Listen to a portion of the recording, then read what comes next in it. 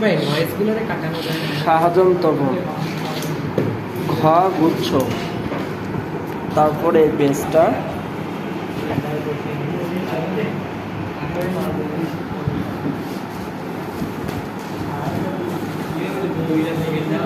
কেন্দ্রমুখী ও কেন্দ্র বিমুখী বল।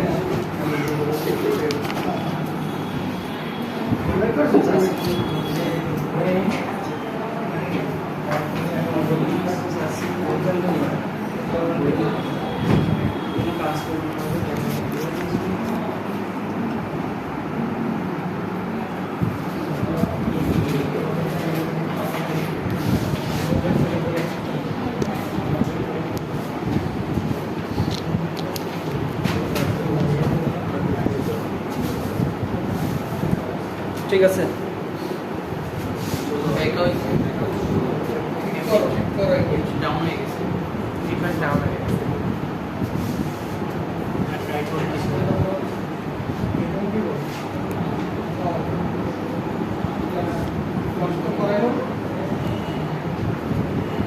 বই দাও বন্ধ করে আবার বইটা দিয়ে বন্ধ করো, বন্ধ করে আবার ভিডিও পজ করে পজ করে দিয়েছো, বন্ধ করলে তো ভালো লাগে।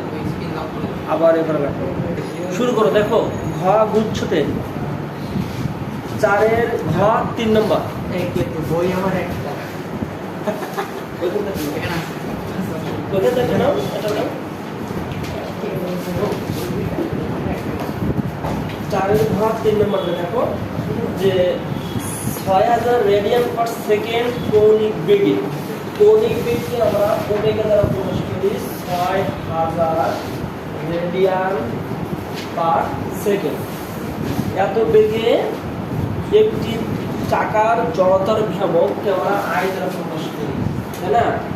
জড়তার ভ্রামক কত? এখানে জড়তার ভ্রামক হচ্ছে 80 KG metre square, 80 KG metre square.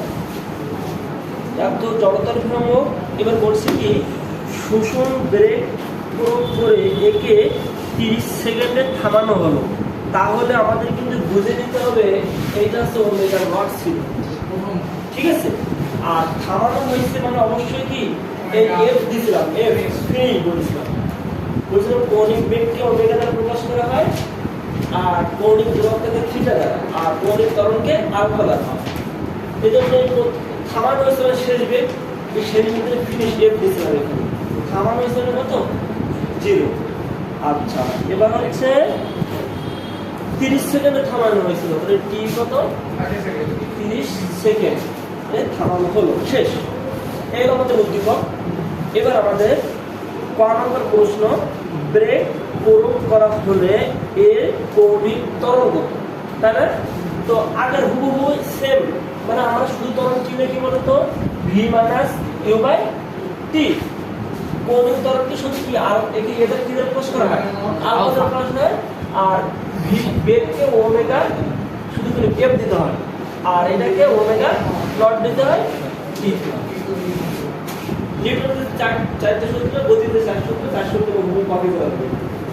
তাহলে কত শেষ বেগ? 16, আদি বেগ কত? 6000, টি হচ্ছে কত? 30 মাইনাস 200 মিটার, মিটার না কিন্তু রেডিয়ান পার সেকেন্ড। যেহেতু কৌণিক ত্বরণ, মনে রাখবা কৌণিক শুধু ত্বরণের এককে মিটার, আর কৌণিক ত্বরণের একক কি? রেডিয়ান। অথবা ডিগ্রি তো করা যায়, কিন্তু আমাদের এখানে রেডিয়ানে করা।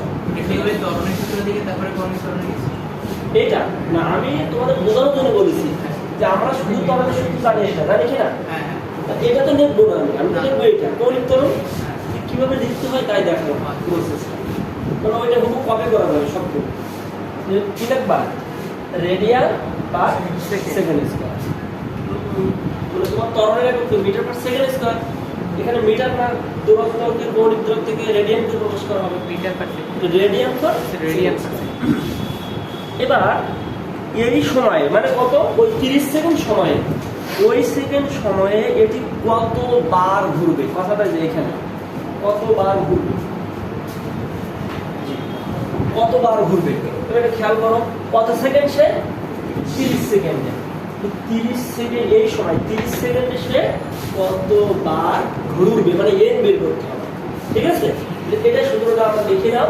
থিটা ইকুয়াল 2 পাই n, মানে থিটা মানে কৌণিক দূরত্ব, সে কতবার ঘুরবে 2 পাই আর n সংখ্যক বার, যতগুলো n হবে ততগুলো গুণ করে দিতে হবে। ছোটার দিকে ব্যাপারটা কোনো সমস্যা নেই। বড় হাতের n মানে কি ঘুর সংখ্যা বা পাক সংখ্যা বা কোনো একটা সংখ্যা, এর মান যদি না থাকে তাহলে খুব পাই হবে। শুধু পাই হবে। ঠিক আছে, আর যদি একবার ধরে যদি এক তাহলে এক, দুইবার ধরলে দুই, তাহলে থিটা কোণ মানে কি 2 পাই পরিবর্তন, আর যতবার ধরবে তত সঙ্গে গুণ হবে।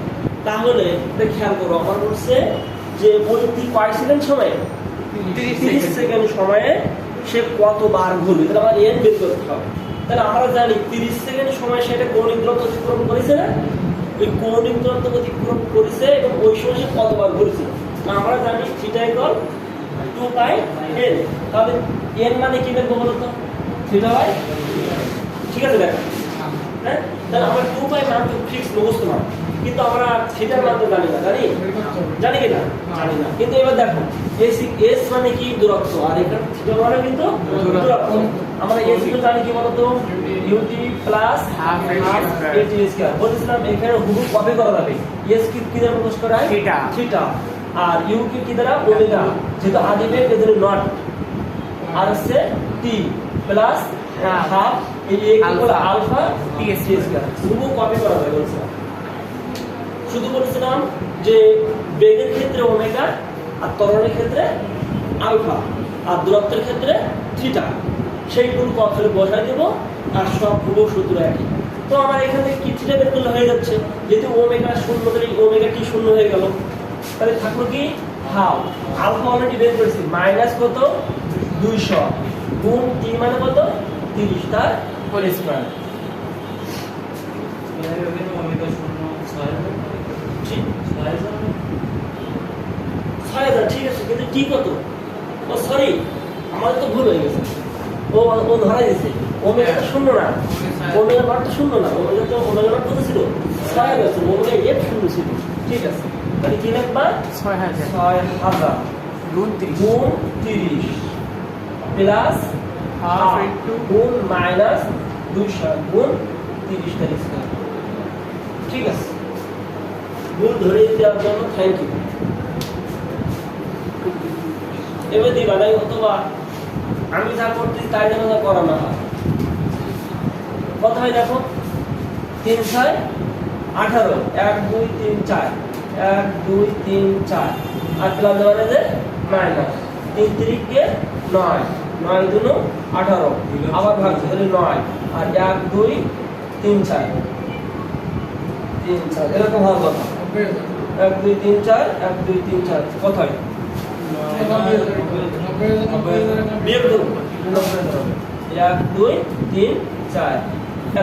তাহলে আমাদের থিটা যদি বের হয়ে গেছে, তাহলে আচ্ছা আমরা এখানে থিটা বসাও, তাহলে কত 1 2 3 4 আর 2 গুণ 3.1416।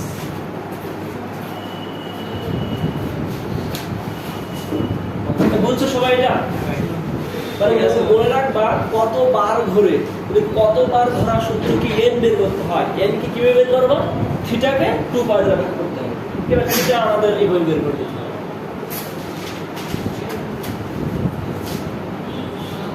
এই সূত্র নাকি এটা 2 পাই n theta equal to 2 pi. Theta কোন দূরত্ব কত দূরত্ব অতিক্রম করবে, n সংখ্যা কত যদি ঘোরে তাহলে কোন কত দূরত্ব অতিক্রম করবে। ঠিক আছে, আর কোন আছে এখানে প্রশ্ন, পার্ট আছে না, ব্রেক ফোর্সের টর্ক, টর্ক বলছিলাম কি বল, যে বলটা যদি কেন্দ্র বরাবর উৎপন্ন হয় তখন টর্ক সৃষ্টি হয়। তাহলে এই টর্ক সংশ্লিষ্টম আর এফ অথবা আই আলফা, তাহলে আর এর তো কি দিছিলাম আই আলফা, আই ও যাও তো আছে কিনা, আই কি বের করছো তোমরা, ও আগে দেওয়া আছে, আর আলফা তো অলরেডি বের করছে -200 বের করছে না, তাহলে আমাদের এই টর্ক সমান আরে অথবা কি লেখা যায় আই আলফা লেখা যায়, তাহলে এখানে আই আলফা দিয়ে করতে হবে। ঠিক আছে, আচ্ছা তাহলে পরেরটা আমরা করি এবার 4 এর ঘ 4 নম্বরটা।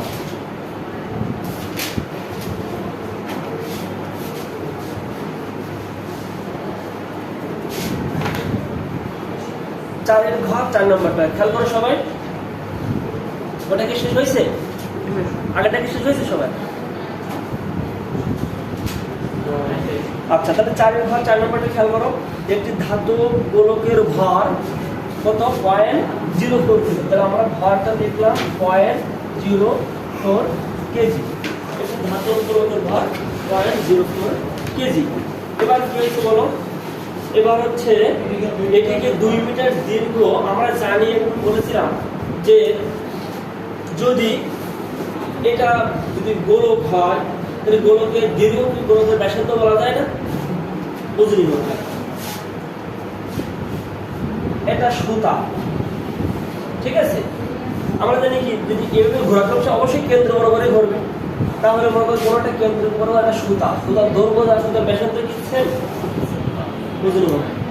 সুতা কেউ বলছে দৈর্ঘ্য আর কেউ বলছে তার সুতার ব্যাসার্ধ। সুতা মানে ব্যাসার্ধ বলতে ওই সুতার ব্যাসার্ধ বলতে সুতার কতটা লম্বা। এভাবে যখন ঘোরাবো আমি তখন সুতার ব্যাসার্ধ কত? যতটুকু ঘুরতে ততটুকু সুতার ব্যাসার্ধ না? বুঝলি নাকি? দিকে এভাবে ঘোরায় তাহলে ব্যাসার্ধ নাকি ব্যাসার্ধ না? এখানে ব্যাসার্ধ উৎপন্ন না, তাহলে সুতার দৈর্ঘ্য যায় কিন্তু ব্যাসার্ধ। এই জন্য তুমি এখানে সুতার দৈর্ঘ্য মানে আর দ্বারা প্রকাশ করতে হবে। তাই বলতে চাচ্ছিলাম আমি যে এখানে কি বলছে 2 মিটার দীর্ঘ একটি সুতা এর এক প্রান্ত বেঁধে প্রতি সেকেন্ডে 5 বার ঘোরানো হচ্ছে। এমন ভাবে ঘোরাচ্ছ যে কত মিটার? 2 মিটার। আর প্রতি সেকেন্ড মানে টি কত? 1 সেকেন্ড। আর এন কত? 5 বার। এই আমাদের দিব মানে এমন ভাবে ঘোরাচ্ছ প্রতি সেকেন্ডে কবার ঘুরতেছে? 5 বার ঘুরতেছে। যদি ঘুরে তাহলে গোলকটির কৌণিক ভরবেগ কত? আমি বলেছিলাম শুধু ভরবেগ, শুধু এ হলো কৌণিক ভরবেগ, আর পি মানে শুধু ভরবেগ। আর এর সাথে যদি অবশ্যই কৌণিক লাগালে কি উৎপন্ন হবে? আর অবশ্যই কেন্দ্র বরাবর ঘুরে আর লিখতে হবে, ঠিক আছে? এখন কৌণিক ভরবেগ আর পি যেহেতু বলেছিলাম যদি সাইন থাকে তাহলে দেবো, সেটা যদি থাকে তাহলে দেবো, আর যদি না থাকে তাহলে দেবো। এ কথা বলেছিলাম। প্রথম আর পি সাইন থিটা কত ডিগ্রি মান বলা হয়? 90 ডিগ্রি। অবশ্যই বুঝতে হলে 90 ডিগ্রি ঘুরতেছে আর পি। এবার এখানে যেহেতু আর আছে কিন্তু কি নাই? পি নাই। তাহলে পি ইকুয়াল আমরা জানি কি? ভরবেগ। পি ইকুয়াল টু এমভি জানি। তাহলে আমরা জানি পি ইকুয়াল আবার লিখবা এমভি। ভর এবং বেগের গুণফলকে কি বলা হয়? ভরবেগ বলা হয়, জানি কি না? কিন্তু আবার আমরা জানি যে এম তো আছে কিন্তু ভি কিন্তু নাই। আছে কি? ভি নাই। এবার আমরা তৃতীয় অধ্যায় সূত্র বলেছিলাম, তোমাদের মনে হয় যে ভি ইকুয়াল কি বলেছিলাম? ওমেগা। মনে আছে না? এর আগে দিন বলেছিলাম রৈখিক বেগ আর কৌণিক বেগের সম্পর্ক। V equal omega. তাহলে এই ক্ষেত্রে আমার বের করতে হবে। তাহলে ওমেগা মানে কি জিনিস সবাই বলেছিলাম? কালকে 2 পাই n/t দেখা যায় গুণ r। বুঝছো সবাই? কালকে ওমেগা মানে কি দিয়েছিলাম? ওমেগা মানে 2 পাই/8 দিয়েছিলাম, অথবা 2 পাই যখন n হবে তখন নিচে ছোট দেখে দিয়েছিলাম। এরকম কথা বলছিলাম। তো আমাদের ওমেগা বের নিতে হবে। কথা বোঝা গেছে? এবার আমাদের এটা না করতে আমরা কি করতাম? ডাইরেক্ট আমাদের n এর জানি কি? i omega. এর জানি কি দিয়েছিলাম? কালকে i ওমেগা দিয়েছিলাম। কৌণিক ভরবেগ লাস্ট পজিশন। এই এতটা কিছু করা লাগবে না। এর কি জানি আমরা? i omega. ঠিক আছে? এবার আমরা i মানে কি আছে? কিন্তু i মানে কি জানি? m r square. আর ওমেগা মানে কি জানি? 2 পাই n/t। এটা বলতে পারবো। মানে আমরা যা করেছি এতটা যেভাবে করেছি সেটাই কিন্তু তাই আছে। বলেছি তো কৌণিক ভরবেগ মানে এর কি দিয়েছিলাম? i omega. i মানে কি আছে এখানে? না, i মানে কি m r স্কয়ার লেখা যাবে। গুণ ওমেগা মানে 2 পাই n/t লেখা যাবে। তাহলে এই সূত্র ধরে আমরা কৌণিক ভরবেগ নির্ণয় করব।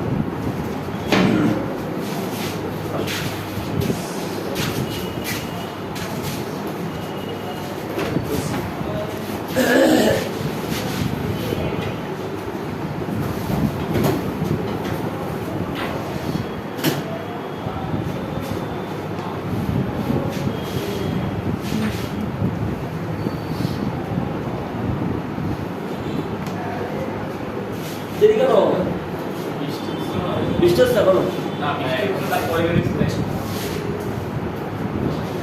বুঝবে না বুঝবো হয়েছে তো সবার লাগে।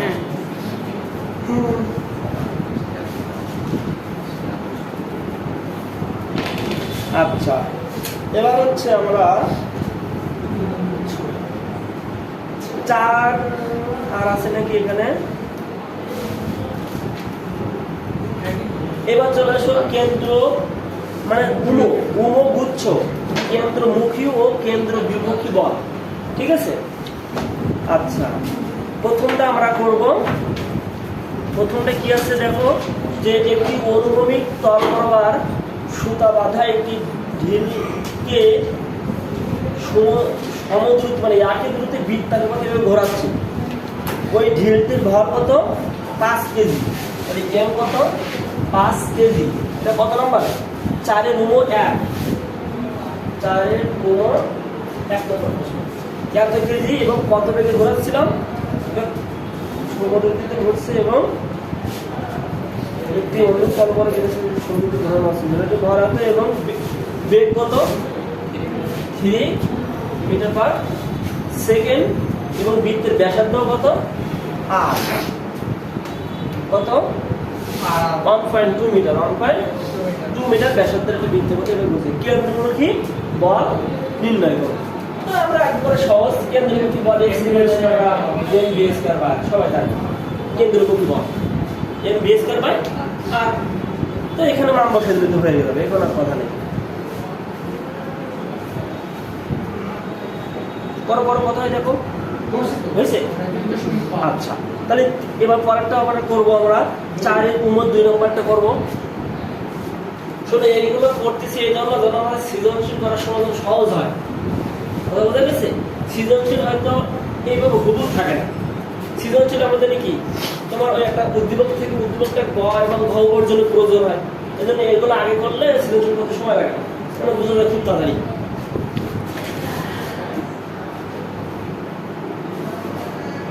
আচ্ছা 4 এর গুণ 2 নম্বর দেখো, খেয়াল করো। 4 এর গুণ 2 নম্বর কি বলছে? সাইক্লোট্রন নামক একটি ত্বরক যন্ত্রের প্রোটন 80 সেন্টিমিটার ব্যাসার্ধের বৃত্তের মধ্যে ঘুরছে। ব্যাসার্ধ কত? 80 সেন্টিমিটার মানে 0.8 মিটার ঘুরছে। এটি একটি তড়িৎ চুম্বকের বৃত্তের কেন্দ্র থেকে এত বলে সরবরাহ করে। অবশ্যই এটা কেন্দ্রমুখী বল। এর কত? একটা বল হচ্ছে 8 গুণ 10 মানে 13 নাকি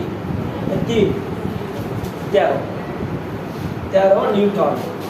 এত বল প্রোটনের ভর দেওয়া আছে 1.67 গুণ এটা কিন্তু নাও দেওয়া যেতে ভর 1.67 গুণ 10⁻² কেজি। এটা কিন্তু নাও দেওয়া থাকতে পারে প্রোটন বা ইলেকট্রন, মুখস্থ মান কিনতে হবে, ঠিক আছে। বলে এর বেগ কত? এই বেগটা কি কেন্দ্রমুখী বল? অবশ্যই, কারণ বৃত্তগত বলে শুধু বেগ উৎপন্ন হয়, মানে কেন্দ্রমুখী বল উৎপন্ন হয়।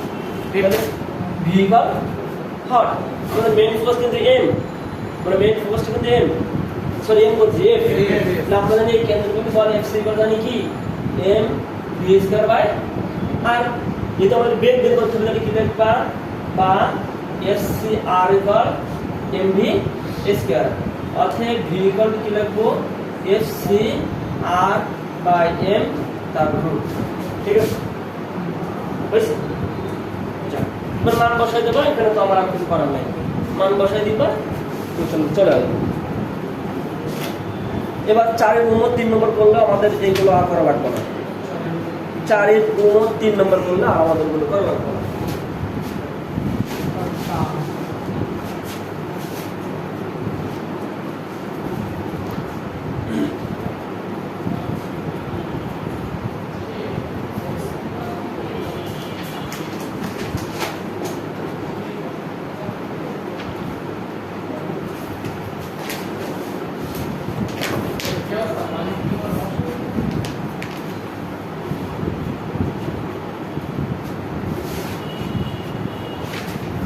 চারের গুণ 3 নম্বর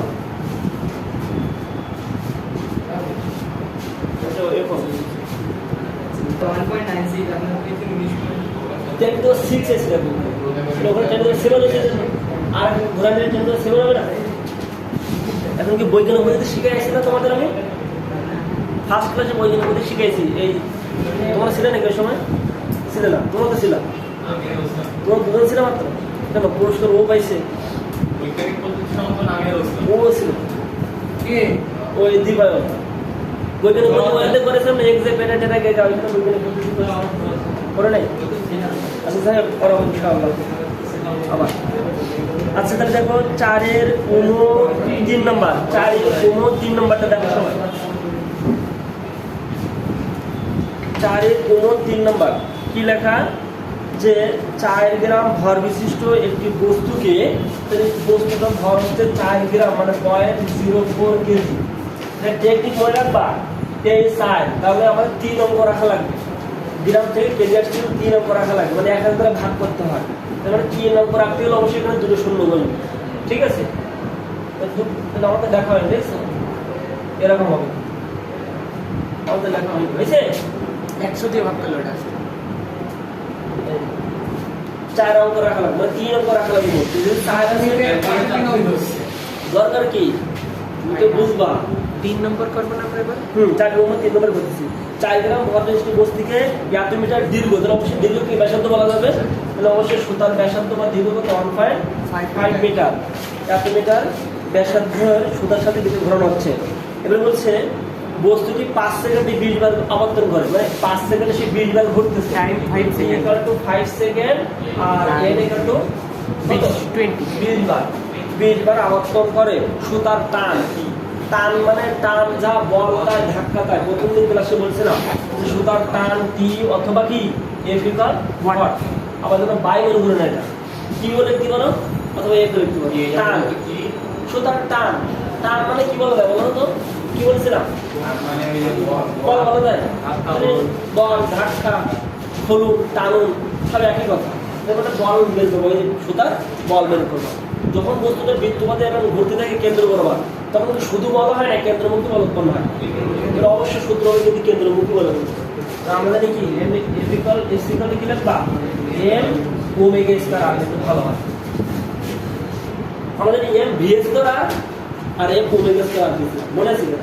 এই সূত্র প্রথম সমাধান করি fc। এবার তুমি বলবে না আমি এটা কাজ করবো, আমি এটা বলবো, কোনো সমস্যা নাই।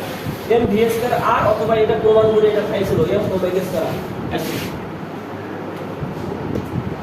কেন্দ্রমুখী বলে দেখো দুটো আছে সূত্র শীট, শুধু শীট দেওয়া হয়নি, এমনি দেওয়া হয়েছে।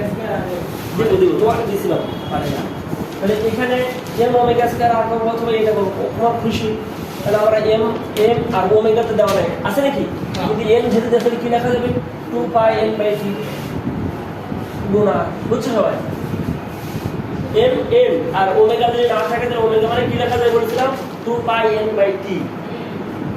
এত সময় করা বড় যদি না বুঝতে পারো, এর আগেও তো করতে 2-3টা অঙ্ক, যে ওমেগা মানে 2π/t অথবা 2πn/t। সেই 2πn/t স্কয়ার গুণা এটা কি বিমান তো এটা দেখাবে, বিমানের তো এটা দেখাবে। বিমান এটা বিমানে ওমেগা আর লাগাবে, এই এস করে একটু করে দিয়ে বসতে হবে। এটা করবা। হ্যাঁ, হ্যাঁ তাহলে এই বিমানটা তো বের করা যাবে না। বিমান ভি বের করতে গেলে আগে ওমেগা বের করে নিতে হবে। কারণ আমরা জানি কি বিমানে কি বলো তো? ওমেগা আর না। বিমানে কি জানো? ওমেগা মানে কি এটা লিখতে পারবে, মানে এটা করলে এটা আসে এক লাইন করলে। কেন দেখো এটা এই m ভি মানে কি বলো? ওমেগা, তাহলে কি হলো? ওমেগা স্কয়ার আর স্কয়ার নিচে কি আর, তাহলে কি হলো? m ওমেগা স্কয়ার আর, এটা তাই আছে, ঠিক আছে? সুতার টান নির্ণয় করো, তাহলে আমাদের হয়ে গেছে। এগুলো আমরা আর সব সৃজনশীল, আমরা এখানে আর বলবো না।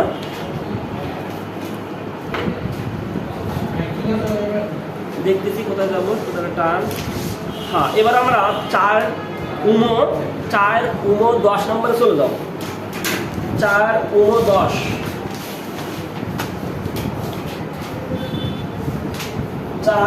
10 নম্বর। 4 10 নম্বর দেখো, মোটর সাইকেল এর একটি রাস্তার বাঁকের ব্যাসার্ধ 1 কিলোমিটার। তার মানে একটা রাস্তা কিরকম বাঁক থাকবে? হ্যাঁ কোনো মোটরসাইকেল আর আচ্ছা, একটি মোটরসাইকেল আর 100 মিটার ব্যাসার্ধের বৃত্তাকার পথে, তাহলে রাস্তার ব্যাসার্ধের কত? কত? 100 মিটার। 100 মিটার একটা বৃত্তাকার এরকম পথে কত বেগে ঘুরলে, মানে কত বেগে ঘুরলে উলম্বর সাথে 30 ডিগ্রি কোণ হবে, তাই না? তাহলে আমরা জানি এই যদি বেগে ব্যাকিং কোণ, তাই না? ওই ব্যাকিং কোণের সঙ্গে আমরা ট্যান থিটা নিতে হবে বলেছিলাম। যদি বেগ থাকে তাহলে অবশ্যই ট্যান থিটা নিয়ে করতে বলেছিলাম, আর যদি বেগ না থাকে তাহলে কি দিয়ে সাইন থিটা নিয়ে বলেছিলাম। তাহলে আমরা অবশ্যই কি লিখবো, ট্যান থিটা। হ্যাঁ, এই যে দিছিলাম, দেখো দ্বিতীয় বেসিক ক্লাস যে আমরা বলেছিলাম সেটা না, যদি বলেছিলাম এখানে এই যে sine theta equal to h/d লম্ব বাই ভুজ, মানে সেটা মানে ব্যাকিং কোণ, সেটা মানে ব্যাকিং কোণ। কিন্তু কখন নেব কোণটা, দেখো এখানে কোনো বেগ নাই, ঠিক আছে? যদি বেগ থাকে তাহলে অবশ্যই ট্যান থিটা করতে হবে।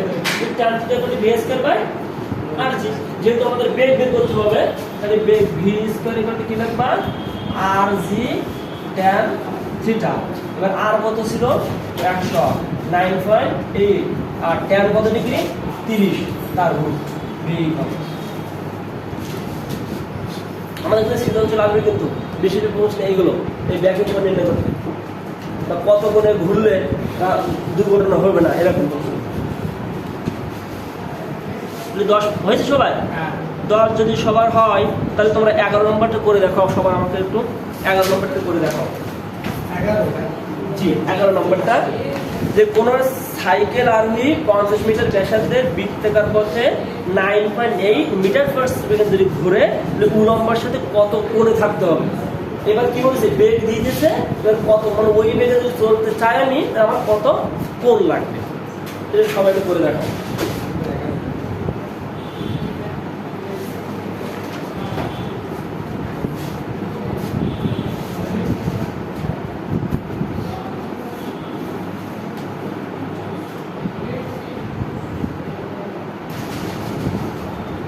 তুমি ভি লিখছো কেন, ভি স্কয়ার বাই rg না? ও সরি, এটাকে ধরতে হবে।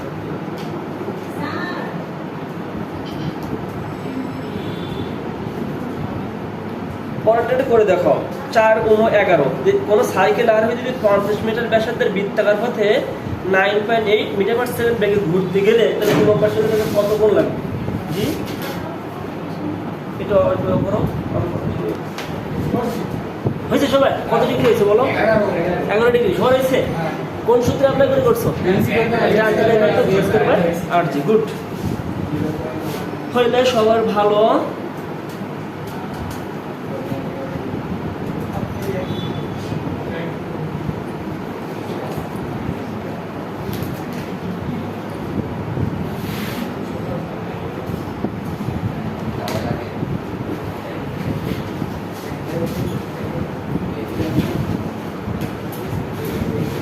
এবার আমরা 4 × 20 নম্বরটা করবো একটু। হ্যাঁ, 4 × 20 নম্বরটা একটু করবো। 4 × 20, হ্যাঁ আমি করবো, মানে আমরা সবাই মিলেই করবো আর কি। 4 × 20, একটি রাস্তা 100 মিটার ব্যাসার্ধের বাঁক নিয়েছে, তাহলে অবশ্যই এই রাস্তাটার বাঁকের ব্যাসার্ধ কত ছিল? আর এটা কত? 100 মিটার। 100 মিটার ব্যাসার্ধের বাঁক নিয়েছে, ওই স্থানে রাস্তা চওড়া, চওড়া বলতে কি বোঝায়, তার রাস্তা কি বোঝায়? ব্যাস, ব্যাস ব্যাস চওড়া। পুরুত্বটা আলাদা না? পুরুত্বটা তো আলাদা। দেখো ওই স্থানে রাস্তা চওড়া, মানে রাস্তা কি ব্যাসটা কত, কত বলছে? 5 মিটার, ডি এত মিটার, এবং রাস্তার কিনারা হতে বাইরের কিনারা এখানে উঁচু, রাস্তার কিনারা যা ছিল আর বাইরের কিনারা, মানে এটা রাস্তার উচ্চতা বোঝায়, বুঝছো? এখানে বলছে দেখো যে ভিতরের কিনারা, ভিতরের কিনারা কোন জায়গায়? এই ভিতরের কিনারা, তাই না? ভিতরের কিনারা, ভিতরের কিনারা থেকে বাইরের কিনারা, ভিতরের কিনারা কোনটা বলো তো? এটা রাস্তার বাঁক নিলামই আমরা জানি, এই রাস্তার বাঁক নিলাম না, রাস্তা তো এই যে দাগটা ঘুরছে না, ওই দাগটা মানে পিস, পিসের সময় দেখছো পিসের পুরুত্ব আছে, আছে না? ওই পুরুত্বটা কি বলা হয়? উচ্চতা, রাস্তার উচ্চতা বোঝায়। আর রাস্তা কতটা চওড়া এটা তার কি দেয়াল বোঝায়। আর আমরা যেভাবে বাঁকতেছি ওইখানে রাস্তার ব্যাসার্ধটা কত, ঠিক আছে? তাহলে এইখানে রাস্তার উচ্চতাটা কত, তাহলে এই পুরুত্ব বা উচ্চতা কত? 0.50 সেন্টিমিটার, 0.5 মিটার। 0.5 5 মিটার। ঠিক আছে, আমাদের ব্যাকিং কোণ বের করতে হবে মানে সম্ভবত, হ্যাঁ, যে সর্বোচ্চ কত বেগে, সরি তোমাদের ওখানে বেগ বের করতে হবে, সর্বোচ্চ কত বেগে ও রাস্তার বাঁক নেওয়া যাবে। এবার আমি বলেছিলাম যে দেখো খেয়াল করো, সাইন থিটা এখান থেকে কি বলেছিলাম, h/d লিখবো। আবার ট্যান থিটা মানে আমরা সবাই জানি v²/rg। এবার বলেছিলাম সাইন থিটা কখন ট্যান থিটা লেখা যাবে, মানে থিটার মান অতি ক্ষুদ্র, অতি ক্ষুদ্র থিটা মান। তো অবশ্যই এই সাইন থিটা মানে hd কে ট্যান থিটা জায়গায় বসানো যায়। তাই বলছিলাম কি লিখবো, h/d v²/rg। এই দুটো বলছি, এই তিনটা কথা মনে রাখতে হবে। শুধু ব্যাকিং কোণ নির্ণয় করতে গেলে সাইন থিটা = h/d লেখা যাবে। যদি h/d যদি বেগ থাকে তাহলে vs tan থিটা = কি লিখবা, v²/rg। এবার যদি সবগুলোই থাকে তাহলে এই সূত্র অ্যাপ্লাই করতে হবে, h/d v²/rg। দেখো h/d মানে সাইনের জায়গা আছে আর v² tan এর জায়গা আছে, যখন দুটোই একসাথে থাকে তখন এই দুটো লেখা যাবে। তাহলে এইখানে আমাদের কি এই বেগ বের করতে হবে, কত দেখে, ঠিক আছে। তাহলে করে দাও, মান বসায় দাও, মান বসাতে দাও। কোনটা d মানে ড্যাশ, যে রাস্তার কতটা চওড়া, কিন্তু কথা বলা হচ্ছে রাস্তার সব জায়গা না, যেখান থেকে বাঁক নেব সেখানে তো কথা হয়। যেখানে তুমি বাঁক নেবা ওইখানের চওড়া, ওইখানের ব্যাসার্ধ, ওইখানের রাস্তার পুরো, ঠিক আছে।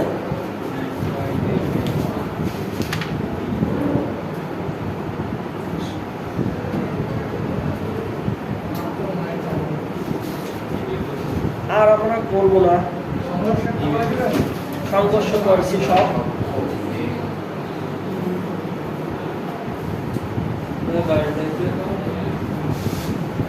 হ্যাঁ 22টা করবো তাই, হ্যাঁ আচ্ছা। ওদের 4-এর 22 নম্বরটা একটু দেখো সবাই, 4-এর 22, 4-এর 22 কি বলছে, একটি রেল লাইনের বাঁকের ব্যাসার্ধ।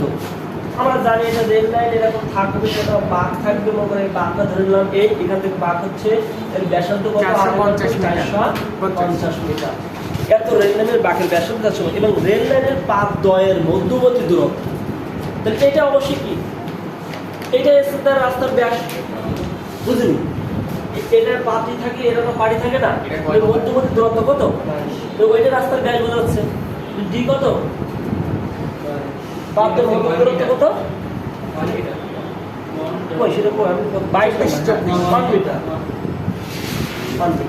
এবার বলছে ঘন্টায় এত কিলোমিটার বেগে, ওইটা কি অবশ্যই বেগ, তাই না? কত বলছে তো, ঘন্টায় এত কিলোমিটার বেগে। তাহলে এটাকে আমরা আগের মতো করবো কিভাবে, এই যে ঘন্টা কত ধরে কত 75.6 কিলোমিটার, 75.6। এবার কি মনে আছে তো, কিলোমিটার কি মিটার করতে গেলে ঘন্টাকে সেকেন্ড করতে হবে। এবার মনে আছে 75 ঘন্টায় 75 kilometre per hour, kilometre per hour হবে না তখন, সব কিলোমিটার বলবে। এখানে এর করলে কথা 21 মিটার পার সেকেন্ড বেগ পাইছি আমি। এবার হচ্ছে প্রয়োজনীয় ব্যাকিং এর জন্য রেল লাইনের পাকের লাইন কতটুকু মানে উচ্চতা লাগবে, সেম সবগুলোই একটা, এক সবগুলো একসঙ্গে কি লিখবো, h/d v²/rg, তুমি h বের করতে হবে। তাহলে কি লিখবো, h কি লিখবা, v²/rg গুণ d।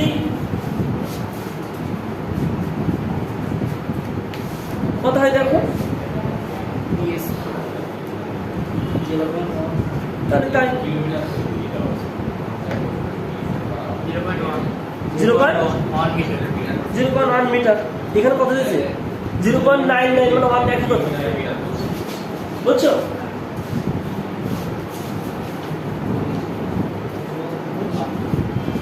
আচ্ছা এবার অফ করে দাও।